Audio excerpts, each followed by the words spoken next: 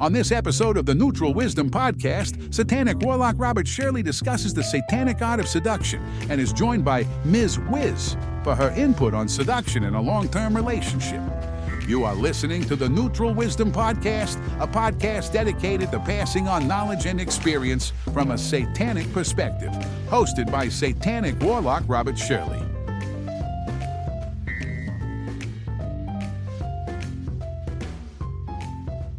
Greetings and welcome to the Neutral Wisdom Podcast. I'm your host, Satanic Warlock Robert Shirley, and on today's episode, we'll be talking about seduction and the art of using seduction to get what you want. And today I'll be joined by, and I cannot believe I am doing this again, the one and only, the inimitable Miz Wiz. Miz Wiz was last on the podcast on episode 3 of season 1, talking about chivalry for the married warlock. For some reason, everybody really seemed to like that episode, probably because Miz Wiz puts me in my place. In any case, since she's now out there and part of the Neutral Wisdom brand, maybe we need to create some merch for Miz Wiz? Let me know in the comments or send me an email. It's actually pretty horrifying for me to have my wife on the show because no matter how big a game I talk with regards to seduction, she'll be right there to assure you that I do indeed have no game, or that it's been so long that I've forgotten what game is. You'll probably notice that in my writing, I don't really delve into the pickup artist bits of seduction. This is for a couple of reasons. To me, seduction is about more than seducing someone sexually. It's about fully using your lesser magic to manipulate your environment to get what you want, and this is not just about sex. For example, you would need to be seductive during a job interview to convince the interviewer that you are the right candidate for the job. Or you might need to be seductive when complaining about bad service in a restaurant.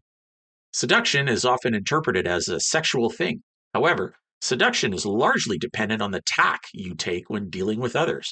If I'm complaining about bad restaurant service, sex has nothing to do with it, at least for me. I need to be charming, charismatic, empathetic, and understanding in order to position myself to come out smelling like the proverbial rose on the other side. But of course, seduction can also be sexual in nature. This is the funny part of this equation for me since I've been in a relationship with Miz Wiz for over 25 years, married for 23. I myself, I don't think I have any game since my seduction techniques seem to work on everybody but Miz Wiz. But as she'll tell you, at least I hope she does, is that seduction changes over time, especially in a long-term relationship. Things we do at the beginning of a relationship don't have the same punch after 25 years. It's like, I can't tell her any more of my jokes. After this long, she knows all the punchlines. I mean, I'm freaking hilarious if you just met me. Right? In any case, my thoughts on the subject, before Ms. Wiz comes on after the break to tell me what I really think, are captured in the following essay titled, Seduction, Not Just for the Bedroom. Warlocks Use Seduction on the Battlefield of the Mind. What comes to mind when we think of seduction? The great lovers such as Valentino or Casanova, sweeping someone off their feet, the lure of a forbidden lifestyle? For the most part, seduction is seen negatively by society. It is temptation and enticement to cause someone to do something they normally would not, and is usually, but not always, sexual in nature. Warlocks, on the other hand, see seduction as an art. It is the art of charming someone, male or female, by appealing to the senses. However you look at it, seduction is the working of lesser magic, consciously or unconsciously, to achieve an end goal or get what you want. Having people bend to your will, getting people to surrender to you, that's seduction. I personally see seduction as making someone do something, not because I want them to do it. They will want to do it for me. While there are many nuances and elements of seduction, the warlock primarily uses 3 techniques to great effect: filling the void, listening, and charm. If we talk about filling the void, the warlock understands that most people in this world are bored and have a feeling of emptiness, a void. You have to search for that void and be the anti-boredom. Figure out the void and fill it. Provide that which is missing. Give them adventure. How can you figure out the voids? Discover their weakness. Find out what the hole is in their psyche. What are they missing? What do they want? What do they lack? Always look past the obvious. See through the persona, the mask. Aim for the heart. Salespeople would call this need satisfaction selling, which is, in a way, what the warlock does. However, the warlock does not have a prepackaged filler for the need. Rather, he adapts to whatever needs are presented to him. Listening. The most important part of seduction is listening. Listening to understand is of paramount importance to the warlock. It is a skill which is different than two-way dialogue and is one of the key elements of seduction. It is an absolute necessity for charm and charisma. Speaking of charm, use charm to be fascinating or pleasing to your target. It is seductive masculinity. Catch someone off guard with your authentic self. Eye contact, listening intently, boomeranging back their thoughts, being able to flatter in non-obvious ways, pointing out other people's strengths. These are all skills which contribute to your charm. But don't overdo it. Be charming, not smarmy or smug. How about morality? Well, given the overall negative connotations of seduction, one may be led to question if the use of seduction to get what you want is unethical or amoral. During our classes in the Warlock Academy, Magister Dr. Robert Johnson said the following about morality. Seduction is anti-moral. Morality isn't all that great. No one deserves your morality from the get-go. Don't feel guilty for getting what you want. Don't think seduction is going to be a way to ruin people. Morality is subjective. It's not necessarily immoral to manipulate. Be the person to figure out what someone else needs is diabolical. You're using all your wiles to figure it out.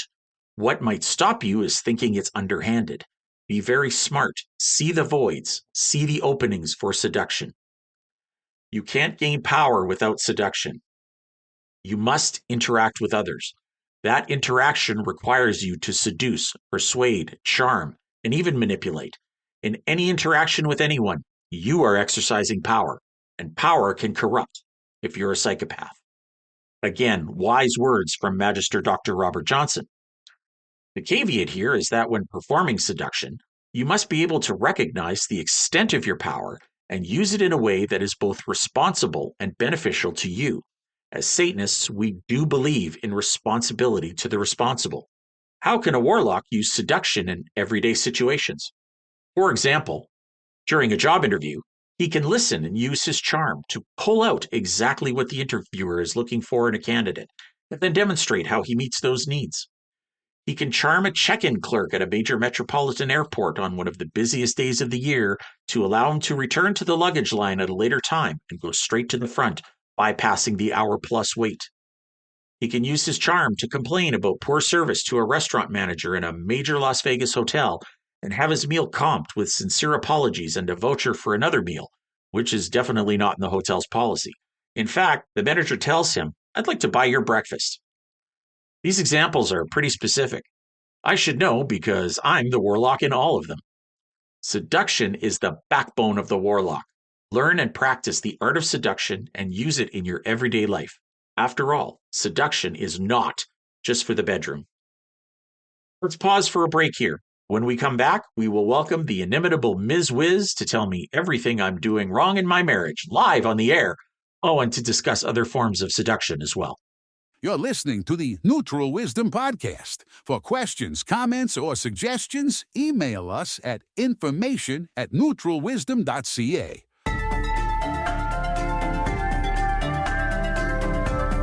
Welcome to the Devil's Salon. We are a podcast dedicated to masculinity and the Satanic Gentleman, hosted by the inner sanctum within the Black Guard of the Hellfire Brotherhood. Join us, along with special guests each month, as we discuss men's issues and how to become an exemplary warlock in today's world. Join the movement. Find us on Facebook at The Devil's Salon. Devilish Gentlemen, devilishly good times. And we are back with the Neutral Wisdom Podcast, quite possibly for the last time if this interview doesn't go well. I'd like to welcome our special guest for today. If you're a follower of mine on social media, you will no doubt have seen her in my photos. She's also been a guest here before and always has a lot to say about everything. I haven't really been able to get over the name she chose for herself, but it did trigger an old commercial jingle from the 1970s, which I now designate the Miz Wiz theme song.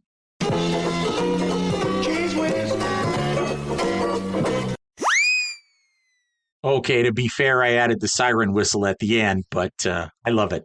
Welcome to my better half, the lovely and talented Miz Wiz. So, was that okay, or are we going to have a talk later? Cheese whiz? Really? That's what came up. I didn't pick it. I love it. I love Okay, it. well, that's the official theme song from now on, so that's what we're going with. I'm a little cheesy. It works well. Yeah, not a little. Okay, so you've been on the podcast before. We don't need to go through your background again. And if y'all want to know about Ms. Wiz, check out season 1, episode 3. But on the subject of today's topic, what does seduction mean to you? Just in a general sense for right now. So I'm really surprised that you asked me to be on this particular podcast because I'm probably the least productive person We're just going to go with this, all right? So what does seduction mean to me in a general sense? I think at its basic, it's to attract someone or something to you that would otherwise not necessarily show or be of interest, or to convince someone to do something they wouldn't normally do. And I've got a couple of personal experiences to use as examples of this. Like, what did we do for your 40th birthday? We went on a hot air balloon ride.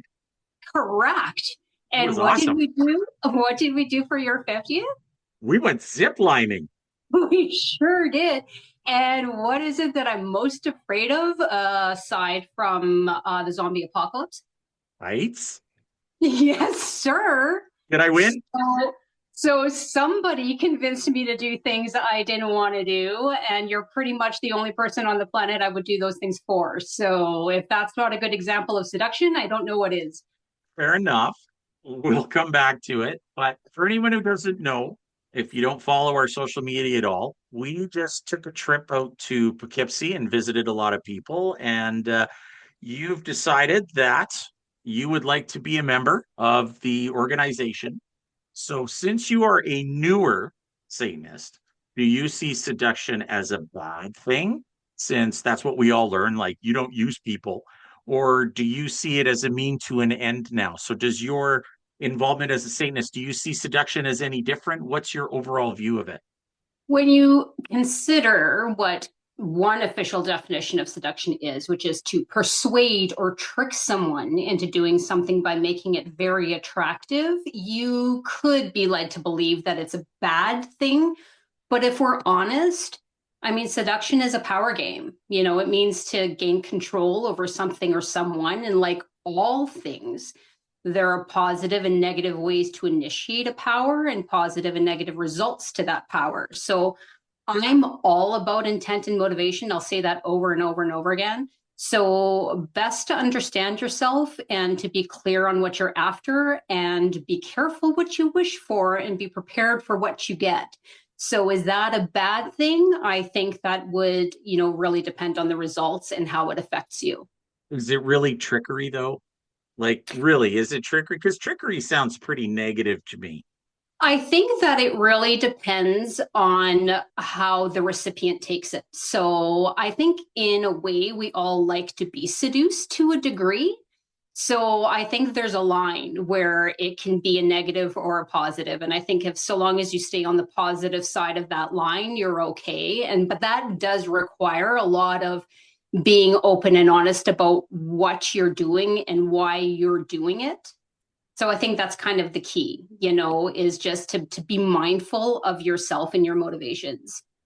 I don't know if I agree with you. It's interesting, though. I don't always see it as a negative thing. I think we're using our lesser magic to manipulate our environments, and we seduce to get the things that we want. I don't think that's always necessarily negative unless you see it as taking advantage of somebody. I think that if you are taking advantage of somebody, and that's where the honesty comes in, if you know you're doing it and you're doing it not necessarily for the betterment of yourself or the other person, I think it could go, kind of venture into the bad side of things. If you want to use bad as a word, I think that, if it's purely for your own gain and you don't care about how it's affecting those around you, I think that you need to maybe think about your motivation a little bit. Well, that would make you a sociopath then, not necessarily a Exactly. lesser magician, right? Correct. And there's But a I, fine line. And I think it's easy when you have something to gain to justify, the things that you're doing. okay. I think we'll probably end up coming back to this, whether on the air or off the air, because I just don't see it as a negative thing, but that's me. So if we focus on you for a second, then do you use seduction in your daily life at all? And where and when would you need to use it? And do you ever use it on me besides batting them big baby browns? I think we all do it. I think if you're drawing breath and in any way interacting with the world, you're doing it. I think some people rely on it more than others, and I think some do it better than others and produce more meaningful results. So me, yeah, sure. I use it consciously and at all times. No, I don't have the patience to invest in that kind of energy. I can't always be quote unquote on. So if I have to work too hard on it, it's not worth it to me. As you know, and anyone who knows me well, I'm not a lover of humans in a general sense, but I fully, fully value those that I sincerely connect with and don't feel that I need to seduce in any way. But for peripheral people in my life that have the power to impact me in some way, seduction could be a term used for putting effort into creating and maintaining that smooth interplay, particularly at work, with family, with neighbors. It is worth putting some effort into those relationships because there are more relationships that are forced upon you and you might not otherwise initiate or foster those. So I think some level of seduction to keep those things positive is needed. Now, do I use it on you? Well, maybe when our relationship was young and fresh. I mean, do you really think I would have spent all those hours watching wrestling otherwise? I mean, a couple of hours of wrestling is fine. Every night? No. Don't you be But knocking the wrestling there, lady. I would never. I fully, respect people who enjoy wrestling. But 5 days a week was a lot. And that was my level of effort. Well, didn't we just learn a lot just now? That's all I'm giving up. That is all I'm giving up. I can't Yeah, give away my nice. secret. Fine. All right. Well, I remember when we were young and fresh, as you say, I used to drive you nuts with the things that I used to do. You'd actually get mad at me for doing some things. So why don't you just share a time that you've seen me in action and what was that situation? What did I do? Was it successful? Did it make you feel icky? Did it make you feel confident? Did you learn anything from it? I'm interested to hear this one for sure. I'm going to go way back to the year, I think it was around 2000. And the Pinky and the Brain series was popular in the day. And you and I were out having coffee at Perkins Restaurant. It was late at night. And when we went to pay, there was the Brain stuffy sitting on a shelf behind the cashier. And I was shocked to stand there and watch you work this poor girl over. And within 5 minutes, you had that stuffy in your hand with a shit-eaten grin on your face. And I was just like, how did he do that? You were so slick. It was over before I knew it. I wanted to burn the darn thing. And at the time, I knew I had zero capacity to pull something like that off. I just wasn't confident enough. I'm a lot more confident now, and I grudgingly give you a little bit of credit for that because I've seen you work your magic, but I don't have the quick wit that you have, so I have to use other means of seduction to get my way. And I have witnessed way too many instances of you receiving free meals or getting quote unquote extras because of a complaint or a concern you've had. So your ability to turn a negative to a positive is an art. And even with that, you regularly make people's day and you get, comments like, "You're the best customer I've had today," or "Come back anytime and stay as long as you like." But you can turn it off as easily as you can turn it on. So it's definitely something that you've developed well over the years. doesn't really translate into how you've stolen every single one of the friends I ever made as long as we've been together. That's just natural. I mean, I'm just more likable. Okay. I see that's where we're at. Okay. Well, I'm not going to disagree with you. I tend to really be aware of what I'm doing and how I'm doing it. Now, back with the brain, I didn't really know what I was doing. I was just young and trying different things. And now I know what I'm doing. So I'm not sure if that makes me more dangerous now than it did back then, or, just because I'm conscious of it. But the interesting thing is, and this is the big one, I can't believe we're doing this. Why doesn't my shtick work on you anymore? Because it doesn't. But how does seduction change in a long-term relationship? So is there anything you see being different today as opposed to 25 years ago? Well, when you ask the question, why doesn't my shtick work on me anymore? Doesn't it? My question back is, does it not? No, I mean, I'm still here 20 plus years later, and I'm still here. we can't afford to get divorced. My initial reaction to that is, your shtick doesn't have to work. So I've seen it all. And I would say that I'm fully seduced in terms of your shtick. Or maybe you are seducing me and I don't even know it, right? So if that's the case, well done. You've matured and you've evolved. And isn't that the key? Not knowing that you're being seduced?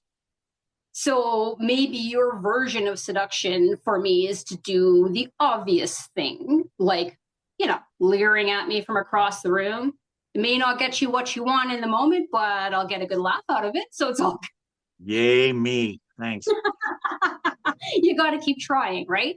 I think that at the stage that we're at, it becomes less about manipulation or achieving a goal. And I think truly it becomes more about camaraderie and maintaining some common ground, finding new ways to enjoy each other. And it's more of a collaborative experience. Do you know what I'm saying?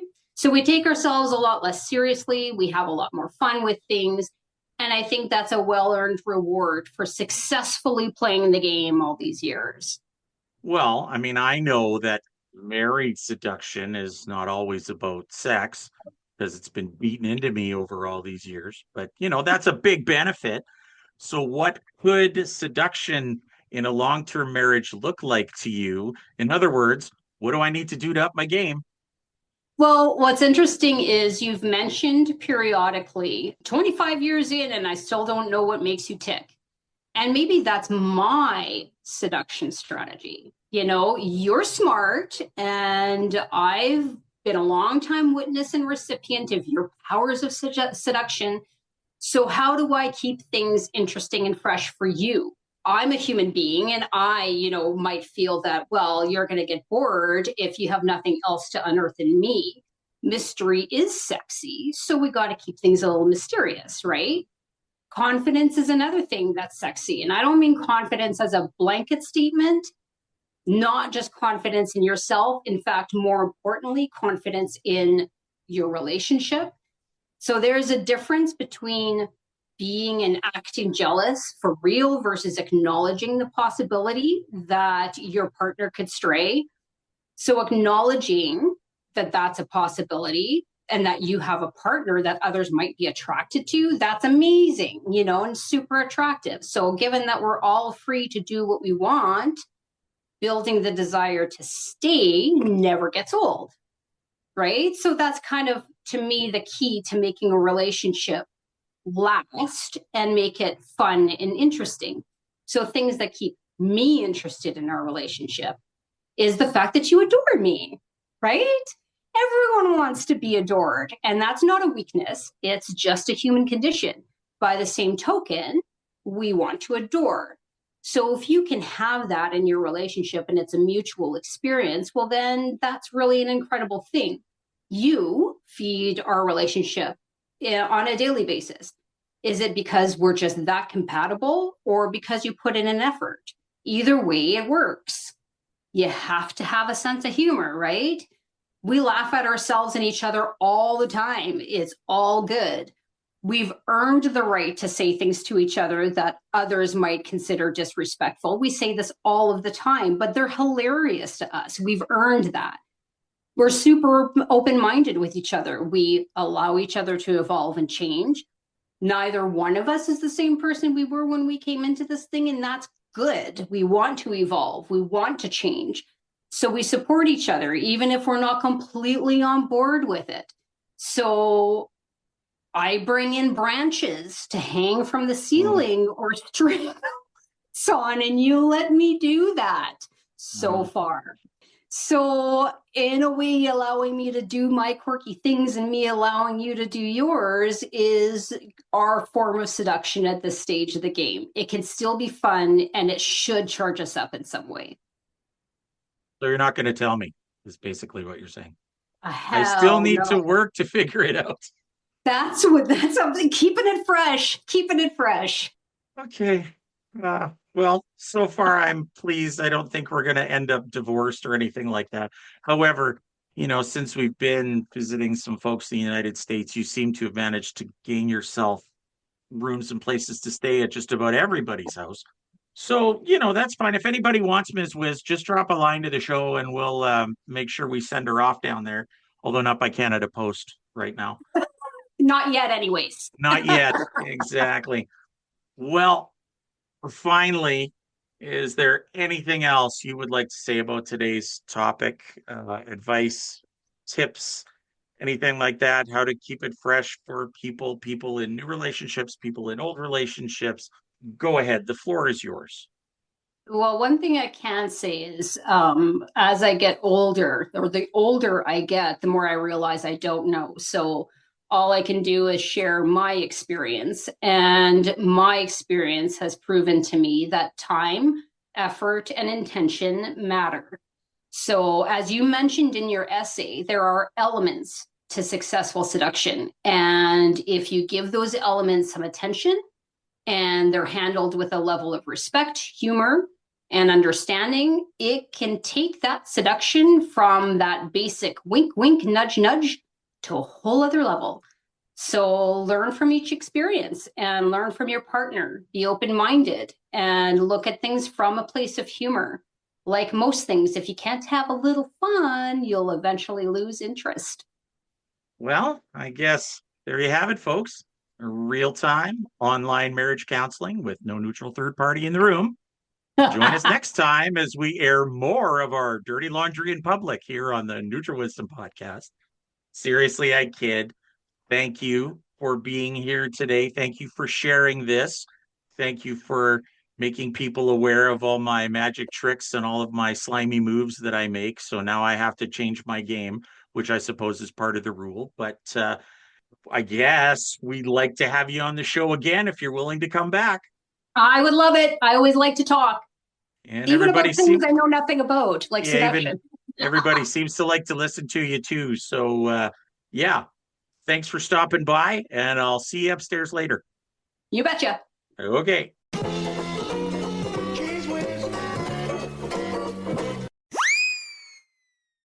And that's going to wrap it up for this episode of the Neutral Wisdom Podcast. I'd like to thank all of you for listening, and a huge thank you to Miz Wiz for being here today. If you have any questions or comments for her, message her on her social media, Facebook under This Is Miz Wiz. Please drop a like or a comment down below. For questions or comments, you can email me directly at information@neutralwisdom.ca. You can listen to us on YouTube, Spotify, Apple Podcasts, Google Podcasts, and all the usual places. Check me out on Facebook under Robert Shirley, and check out Instagram at neutral_wisdom. And be sure to visit the website at neutralwisdom.ca. Till next time, ever forward. You have been listening to the Neutral Wisdom Podcast. For more information, email us at information@neutralwisdom.ca, Facebook under Robert Shirley, or Instagram at neutral_wisdom. Also, check out our website at neutralwisdom.ca. Program copyrighted 2024. Devilish Gentleman Enterprises.